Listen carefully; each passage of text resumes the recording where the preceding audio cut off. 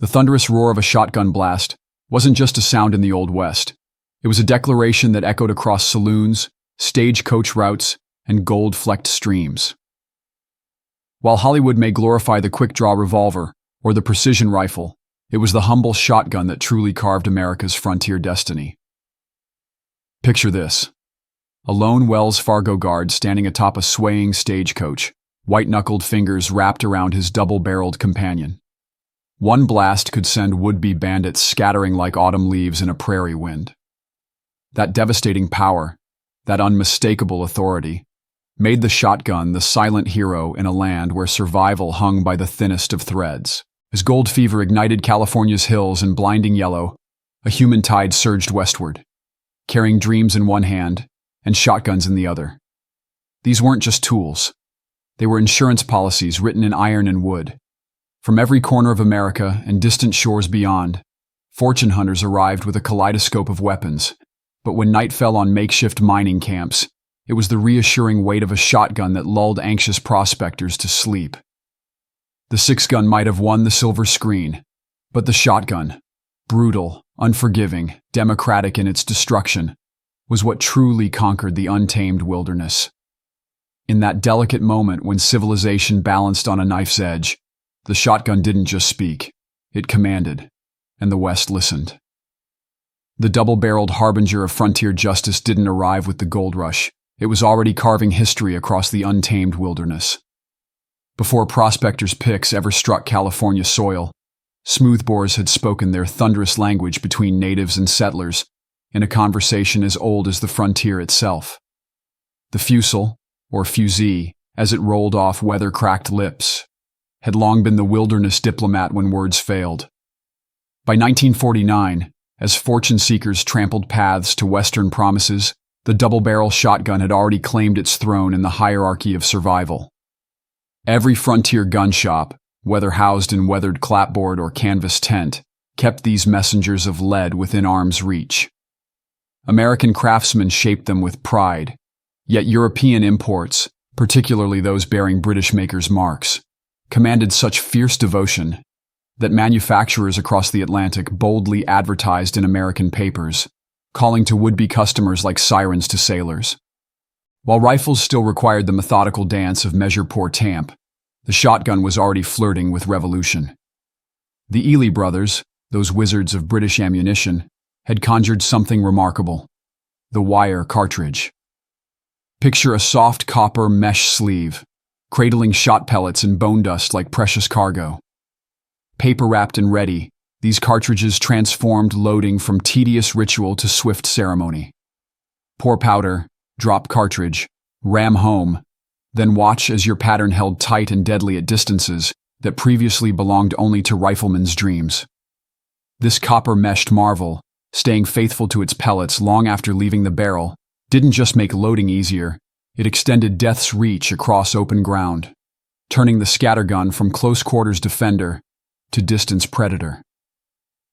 In the West's deadly chess game, the shotgun had just learned to move like a queen. The death knell of the muzzle-loader echoed across the wilderness, though few yet recognized its toll.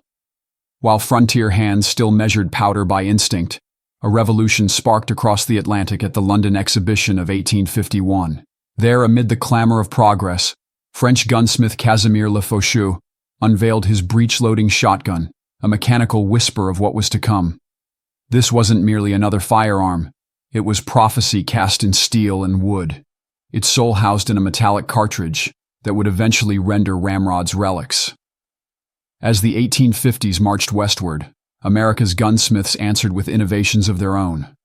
Colt's revolving shotgun and the sharp single shot appeared in weathered hands at trading posts and settlements, yet neither captured the frontiersman's loyalty. Their fatal flaw? The absence of that crucial metallic cartridge, the small brass promise that prevented deadly gases from escaping at the breech. A shortcoming that sent many a good man to an early grave. Old ways die reluctantly, particularly when forged in gunpowder and tradition.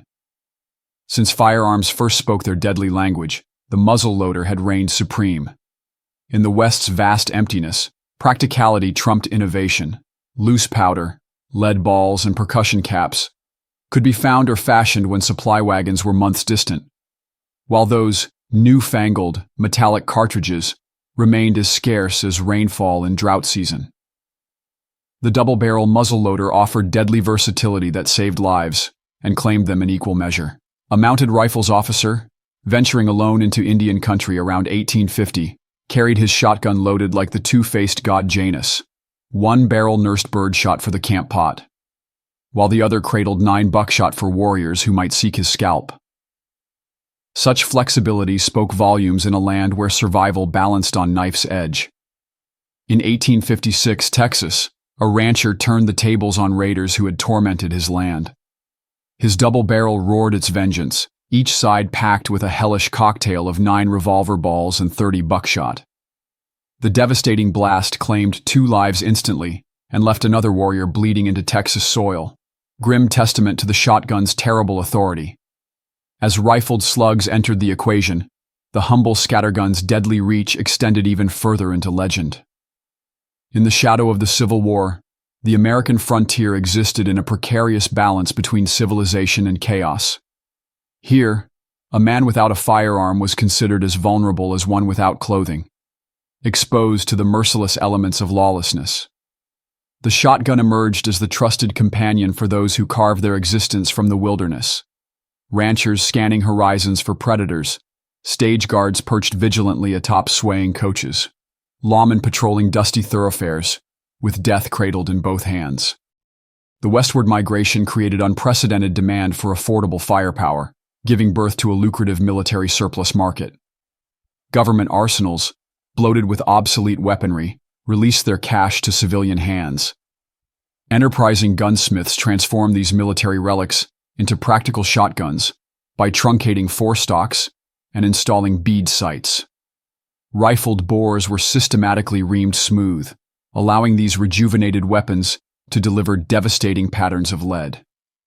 These converted arms commanded merely dollars, while their factory-fresh counterparts demanded multiples of that sum. The 10-bore emerged as the versatile sovereign of the frontier arsenal, its substantial frame accommodating loads capable of stopping man or beast with equal efficiency. The 12-gauge followed closely in popularity, celebrated for its formidable power within a manageable package. Smaller bores, 16s and 20s, though plentiful, were relegated to specialized applications, much as they remain today. Factory configurations rarely suited the brutal pragmatism of frontier existence. One Colorado settler observed with deadly precision, "A shotgun's not very handy at close quarters, unless it's a sawed-off. For fighting in a bar room, let me tell you, or on top of a stagecoach, they like to cut the barrel off a foot in front of the hammers, so the gun handles more like a pistol." This crude modification transformed a hunting implement into a devastating instrument of close-quarter authority. The 1870s witnessed incremental improvements in breech-loading technology, yielding weapons of superior durability and reliability. Paradoxically, as firearm technology accelerated forward, the humble single-barrel shotgun experienced resurgence, driven primarily by economic considerations. This decade marked the ascendance of American manufacturers in the previously import-dominated shotgun market. Established rifle producers diversified their offerings by adapting existing actions to accept shotgun barrels. Remington and Stevens pioneered this approach, while Maynard distinguished itself with interchangeable barrels spanning multiple gauges and lengths, versatility that resonated with practical frontiersmen. Despite these innovations, traditional designs maintained their supremacy. Double-barrel shotguns dominated sales figures, with side-by-sides from Parker, Remington, American Arms Company, and Colt representing domestic craftsmanship. These quintessential American scatterguns commanded approximately $50 for standard models, while premium versions with superior finishing fetched $75. Though American manufacturers steadily encroached upon import territory, discerning buyers with substantial means still gravitated toward fine British doubles. Regardless of origin, the double-barrel shotgun reigned as the definitive firearm of the 1870s frontier, the true gun that won the West. The symphony of exposed hammers striking percussion caps continued to define the frontier's deadly chorus, but by the late 1870s, a whisper of innovation began threading through saloons and trading posts. The hammerless shotgun, sleek, streamlined, deadly, gradually seduced Western shooters with its modern elegance. By the mid-1880s, this refined mechanism had earned its place in saddle scabbards and stagecoach boots, alongside its hammer-fired predecessors. While certain hammerless designs vanished into history's shadows before the final chapter of the Wild West closed, numerous prestigious manufacturers established legacies that would transcend the frontier era. L.C. Smith, Parker, Remington, and Stevens, names that would eventually become American icons, planted their foundations in the black powder double-barrel market, with countless specimens finding their way into calloused Western hands. Economic pragmatism often supersedes technological advancement, particularly in frontier societies where practicality reigns supreme. The single-barrel shotgun, rather than surrendering to its more sophisticated double-barrel cousin, maintained steadfast popularity. Fresh from factory floors, these simplified scatterguns continued commanding robust sales, while resourceful gunsmiths transformed surplus military arms into affordable civilian shotguns. Springfield trapdoor actions, obsolete for military application but mechanically sound, found renewed purpose when mated with 16 or 20-gauge smoothbore barrels. These utilitarian conversions, fitted with unadorned wooden stocks, commanded approximately $12, a civilian echo of the M1881 shotgun that accompanied Army patrols across hostile territories. Even more economical was the aptly named Zulu, cobbled together from discarded Snyder-type actions. This British-designed hinged breech system enabled the construction of 12-gauge shotguns that reached market at the astonishingly accessible price of $4, roughly equivalent to a week's accommodation at a modest frontier hotel. Yet despite this proliferation of budget-friendly firearms, serious shooters, those whose lives or livelihoods depended on absolute reliability, still gravitated toward quality arms.